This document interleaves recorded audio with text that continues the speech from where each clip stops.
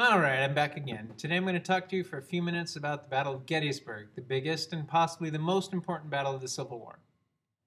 Take Cornell notes on page 108 of your interactive notebook, and like you did last time, include at least 2 teacher questions for me to answer and 2 student questions, which any of your classmates who watch this will be able to answer. You hopefully remember that the first time Lee decided to invade the Union, 8 months earlier, things didn't exactly go well, and he was defeated at the Battle of Antietam. Well, for various reasons, Lee decided to try again. Lee felt that there was, quote, nothing to be gained by this army remaining quietly on the defensive, end quote. He felt that if he went north and got into a position where he could threaten either Philadelphia or Washington, D.C., the Union would decide to talk about ending the war. He also hoped that by moving into Union territory, he would make the Union remove some of the forces that were besieging Vicksburg. We already talked about that. Anyways, Lee starts in the north with about 72,000 men. The Union armies were commanded by General George Gordon Meade, who had about 94,000 men. That doesn't sound too good, but the Confederates were used to being outnumbered and had won lots of battles when the Union had more guys. Anyways, Meade wasn't really sure where Lee was or where he was going, so Meade moved slowly and tried to make sure he kept his army in a position where he could defend Washington, D.C. Otherwise, the politicians would get really nervous. So basically we have almost 170,000 soldiers walking around Pennsylvania just waiting to bump into each other. To put this into perspective, picture everyone in Danville, and Center Mound, and Walnut Creek, and Dublin marching around the San Ramon Valley. Anyways, the place they finally did meet was the town of Gettysburg, Pennsylvania. Population in 1863, about 2,400. Many stories about the battle say that Confederate forces made a detour to Gettysburg because they heard there was a warehouse full of shoes there, and they had worn theirs out from all the marching. Regardless, the Confederate forces, who might have been looking for shoes, ran into Union forces, who were looking for them, on July 1st of 1863.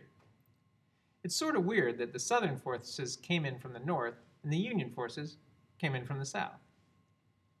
The battle started small and the Confederates did well at first. Some Union cavalry forces, who were armed with the new repeating rifles, like revolvers, they didn't have to be reloaded every shot, slowed the Confederates down, but eventually the Union forces were pushed back through town and up onto some hills on the south side.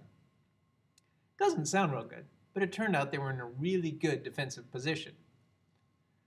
The first day involved about 27,000 Confederate troops and 22,000 of the Union troops.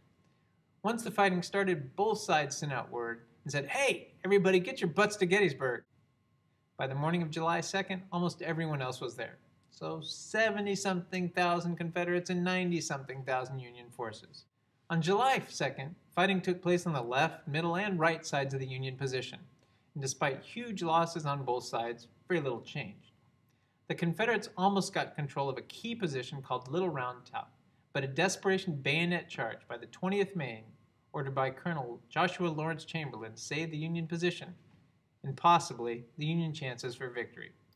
There's a link on Schooloop to a video clip from the movie Gettysburg that shows the 20th Maine's charge if you want to check it out. On July 3rd, Lee decided to go for one huge attack on the center of the Union position. Based on what we talked about earlier this week, and what you know about the advantages that defenders using rifled muskets had, you might be wondering if that was a good idea. Well, Confederate General Longstreet thought it was a bad idea and tried to talk Lee out of it. But Lee was convinced that his soldiers would do anything that he asked them to. One of the attacking Confederate divisions was led by General George Pickett, so historians usually call this Pickett's charge. Before the charge, Lee ordered a huge artillery barrage, basically told all his cannon to fire at the Union lines. It was amazingly loud and impressive, but didn't do much damage. At about 2 p.m., 12,500 Confederate soldiers started across the field.